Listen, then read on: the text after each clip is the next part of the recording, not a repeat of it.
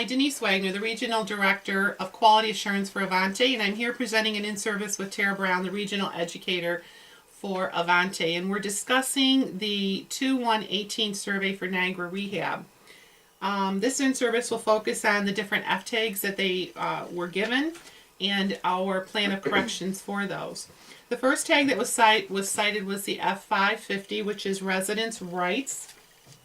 And on this tag, the staff were in the vicinity of the resident who was exposed and did not receive proper morning care. 1 p.m. in the afternoon, he still was in his gown, and throughout the course of the morning, he was exposed at various times during the day as the housekeeper, as the nurse, as the staff walked by.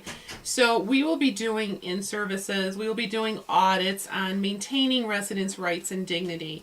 It's important to know that the residents should not be exposed, that they should be maintain their dignity, offer them clothing at the right time of days, make sure that they are provided privacy.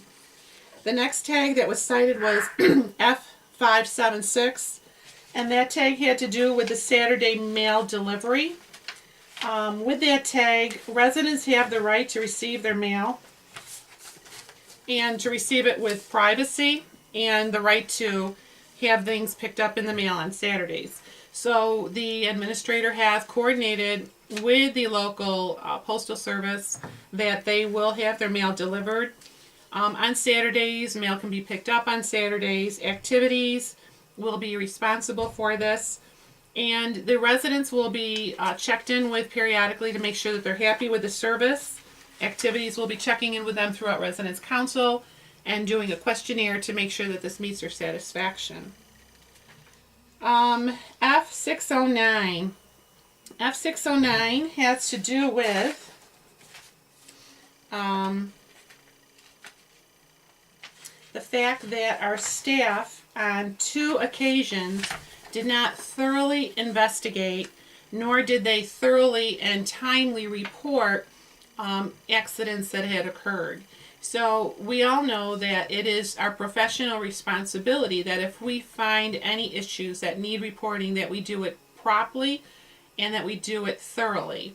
In one case, the resident said she had seen another resident groping another resident. She thought it was typical behavior for that resident to make these allegations. She did not report it up the ladder. Those things have to be reported up the ladder quickly, and it's up to the person receiving those complaints to start an immediate investigation and to do a thorough investigation. So what you may suspect to be typical behavior for a resident should not skew the fact that it needs to be reported anyways. So we will be checking with our residents to make sure that there are no further issues that they are aware of that have not received adequate and prompt service. Per the Department of Health, all alleged violations involving abuse, neglect, and exploitation or mistreatment, including injuries of unknown source and misappropriation of resident property, are reported immediately but not later than 2 hours after the allegation is made, if the events that cause the allegation involve abuse or result in serious bodily injury. If the events that cause the allegation do not involve abuse and do not result in serious bodily injury, it must be reported no later than 24 hours after the event of the allegation. Every report must be made to the administrator of the facility, who then will contact other officials if needed based on local law, such as the Department of Health, Adult Protective Services, and the police. The administrator and or their designee will have 5 working days to submit the results of the internal facility investigation to the Department of Health. If the alleged violation is verified, appropriate corrective action must be taken. So it's in your best interest to make sure that your supervisors know everything and anything as quickly as can be. Now, in the event that you have some difficulty finding a supervisor to respond or to respond as quickly as you would like, then that has to be reported up the ladder. You may most certainly call the next person in command, the assistant director, the administrator, but call and make sure that everyone knows and that everybody is working on it. So we will be doing education on that, and we will be doing auditing on this just to make sure that everybody fully understands that. Our next tag was F645. F645 had to do with CASAR screening. This is an issue where the appropriate level 1 and level 2s must be present on admission to the facility. And this was a second citation in this area, so we are doing audits to make sure that that does happen. Our screeners will be doing their very best to make sure that the appropriate level 1s and level 2s are with the residents as they come into the facility. And within 72 hours of admission, our social workers will provide that second check to make sure that indeed the appropriate paperwork is there. Our next tag that we were cited on is F656. F656 was the development and implementing of the comprehensive care plan. In this care plan issue, we had, it was actually two issues that were involved in this F tag. One resident was on Seroquel, and that was not individualized and placed into the care plan. The second issue was the intermittent self-catheterization order that one resident had, and that was also omitted from a care plan. So it is so critical that the care plan is an active document. It's a fluid document that clearly represents that person at that point of time as best as can be. So if a resident has an order to have intermittent catheterizations done, it needs to be reflected in the care plan. If a person is on Seroquel, a psychotropic medication, it needs to be clearly identified in the care plan why it's being utilized, what is the diagnosis for it, how is it affecting the resident, and is it something that needs to be reviewed and reevaluated. Each care plan issue has a goal and it has an reevaluation date. So it needs to be part of the fluid comprehensive care plan. It can't simply say psychotropic medications as ordered, but we need to know specifically why that resident is on that particular medication. F677 is another one of our tags that we received, and this one had to do with ADL care provided for dependent residents.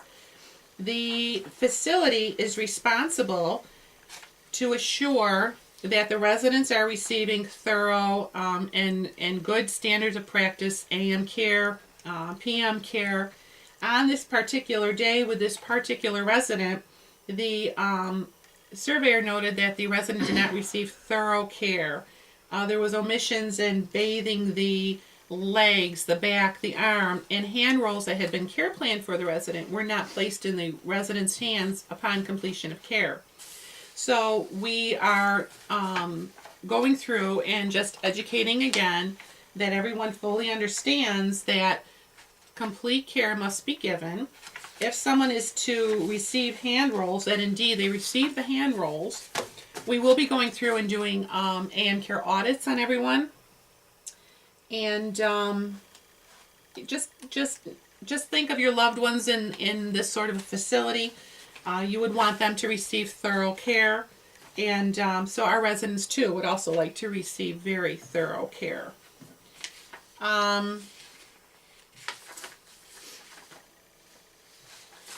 Our next tag that we received was an F692. F692 was nutrition, hydration, status, maintenance. And on this tag, we had received a D-level deficiency. However, this was a repeated deficiency. And so for that, we have been directed to provide a directed plan of correction. And let me read to you that the hydration, nutrition, status, maintenance, some of the causative factors that contributed to this citation The previous plan of correction over time proved to be ineffective in maintaining previous plans of correction, resulting in this repeat deficiency. The nursing staff did not follow facility policies and procedures, along with maintaining established regulatory requirements for completing fluid and meal intake sheets. Nursing supervision and unit managers were not effectively monitoring daily nutrition and hydration intake via the electronic dashboard and review of the point of care every shift for thoroughness of documentation.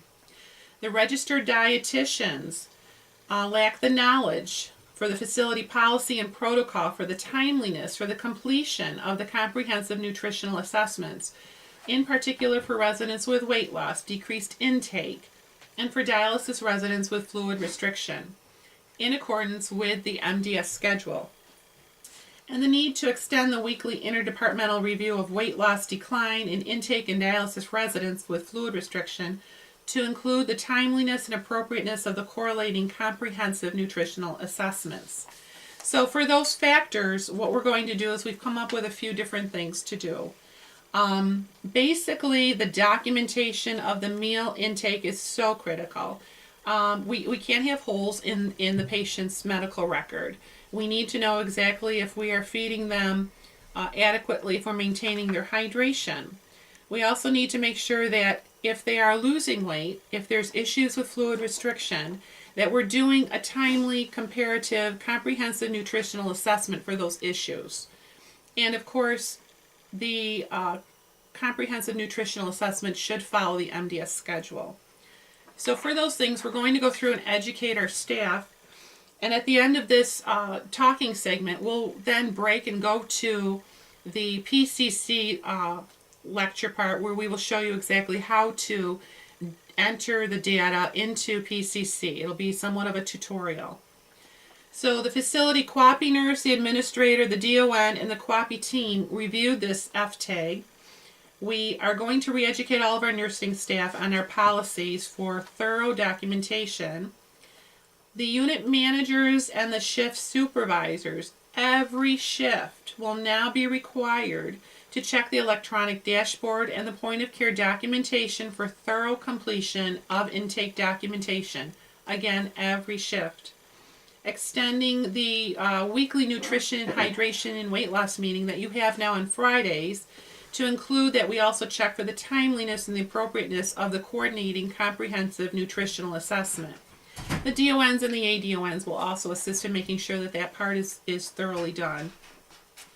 We're going to re-educate our dietitians to complete the comprehensive nutritional assessments in correlation with the MDS schedule, and to also complete them as related to weight loss, decreased intake, and nutritional decreased hydration and nutritional intakes, and residents who are on dialysis with fluid restrictions. Our nursing supervisors and our unit managers will then begin to audit the meal documentation. We're also going to assure and audit the timeliness of the nutritional assessments. And then these reports will be reflected in our monthly QAPI meetings. Every morning at your morning report, the electronic report of meals that lack documentations should be examined and discussed at morning report. Keeping it on the forefront, keeping everyone cognizant of the importance of the issue. All nursing staff as well as new hires will be educated on the proper procedure for documenting intake in the electronic medical record. Unit managers, supervisors, and ADONs will review the electronic medical record for thoroughness of documentation of meal intake, and they'll forward the findings to the Director of Nursing. Unit managers, supervisors, and ADONs will review the timeliness of the comprehensive nutritional assessments as reviewed in the weekly nutrition and hydration meetings and as compared to the MDS schedule, and they'll forward those findings to the Director of Nursing. And the registered dietitians themselves will review the daily meal documentation, the intake, the weight loss, and dialysis residents with fluid restrictions, and they'll forward their findings to the interdisciplinary team at the morning meetings and to the DON. Again, all this will require a monthly QAPI review.